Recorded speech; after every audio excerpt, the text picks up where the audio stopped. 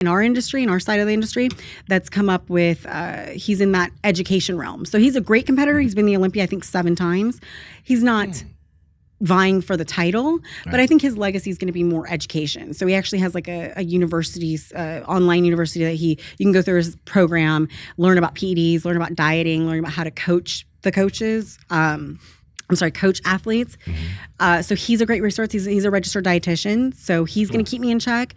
And then obviously my husband's a medical student and an exercise physiologist and an all-time world record breaker. Let me just pull his resume. Yeah. It's very fucking annoying, you know? Like I got 2 pro cards and I got to still like, he's the more impressive one. But he's the smarts in the family. And so he's there to pull me back too, you know? So keeping a good team around you, a very small team, because if you let influence like from your sponsors or anybody else, I actually cut my sponsorships last year at the end of the season. Why? Because I knew that coming to the pro season, I just came off NPC. I was the overall winner. People are going to want me to compete. People are going to rush me to be lean all the time. I need to quiet that noise. And I'm in a place with coaching that I can make my own money. And don't get me wrong, if you would like to sponsor me, you can reach my assistant, Rosie, at info.atpcoaching@gmail.com. Let's go. I just thought at that time when you're coming off of your first national level show, you need to quiet the noise. Do not be focused on Instagram, on posing for pictures, and because that's when you get in that mentality of never having off season. Yeah. People think that they have, I had a 3-month off season. That's not an off season. It's not an off season. That's just enough time to come off cycle. Let's be honest. Maybe go up to maintenance calories, which that should take you about a 2-month period just to crawl back up to maintenance calories. So now you're really at a month. You've had a month of no drugs and maintenance calories. That's not an off season. And you had a little rebound. You thought you gained muscle. You just gained water, just intracellular water and back in your you got like muscles. 6 or 8 weeks of decent training because you probably didn't train that great coming off the show. Oh, hell no. Right? Hell no. You're doing pump sessions, right? So you got 6 or 8 weeks of good training. Now your muscles are full because you're putting food and glycogen back in them. That's not real muscle. So then what happens? You go back in prep, that glycogen gets removed. You didn't have any tissue that you actually put on, and you look the same as last year. I'll tell you what, I'm not going to look the same as last year. That's just not for me. Yeah, where does this, I guess I'll say maturity come from? Going back to what you were talking about, powerlifting, you had to stop because like if you keep going, you're going to end up getting hurt, whether it be from PEDs or actually in the gym. Because we know the crowds that are just like, no, I'm just going to lift till I'm dead. And it's like, okay, well, you might. PRER. Exactly. Right? Yeah. That's the thing. That's hilarious. And then, but even to this now where you're saying like, I had to like cut my sponsors when there's a lot of people who are like, well, I can't They live. kill for that. Right. I got to survive. So I need my sponsors. And you're just like, no, I'm going to cut them off because I need to kill that noise. Where does that come from? You got to be a hard worker. I've been working on online coaching since before it was really a big thing.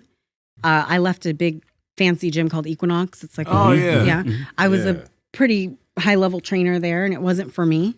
And they kind of let me know that I was doing okay. I was a high level trainer. I had all the certs and all that stuff, but they told me that I probably should maybe come down in weight, like maybe get a little slimmer so that I could attract Equinox more of has that a look. Hollywood clientele, right?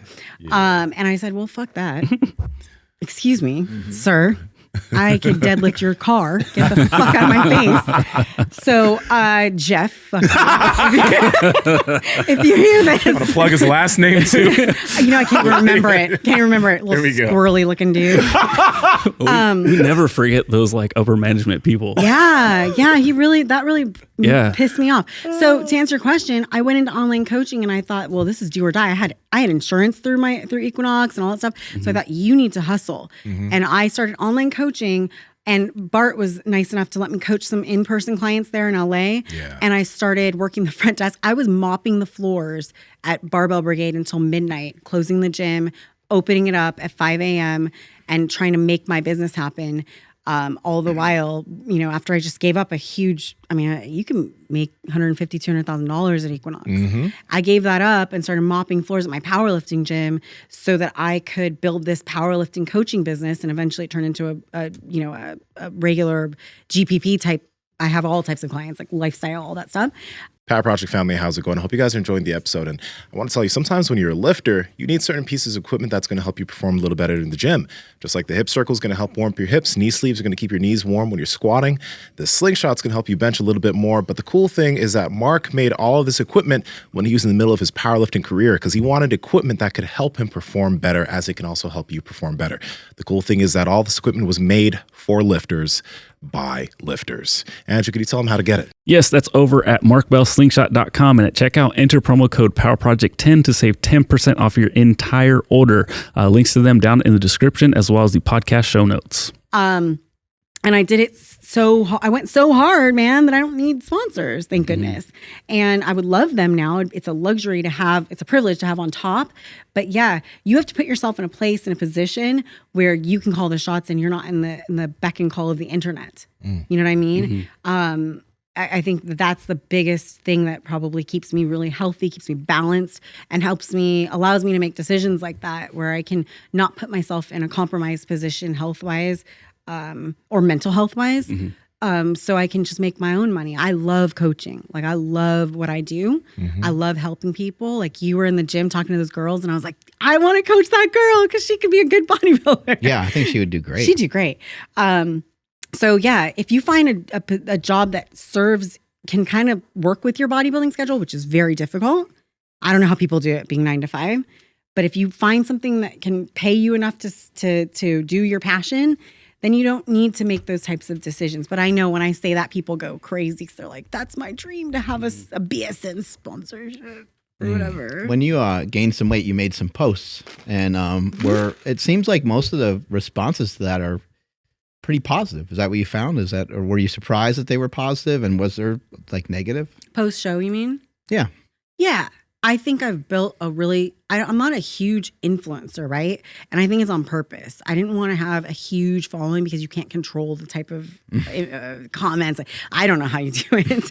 Honestly, like it's very stressful. So I think I've kind of curated my audience and they've come with me. They've grown with me through powerlifting. I have maybe some new followers here and there from bodybuilding, but most of them come from my strength background. So they're happy to see me healthier. They were really stoked to see me actually succeed in bodybuilding. But I think they're more than supportive when it comes to that. Of course, yeah, there are definitely negative comments, mostly not in the weight thing. It's mostly like the masculinity thing. Hey, how's it? Sorry, I'm not going to whisper. I know you guys are enjoying this content and we love talking to all these people and bringing you guys great information. So if you could help us out by hitting the like button, because that helps the algorithm, subscribe and hit the notification bell, we're going to continue reaching more people and we're going to continue helping more people. Talk to y'all later.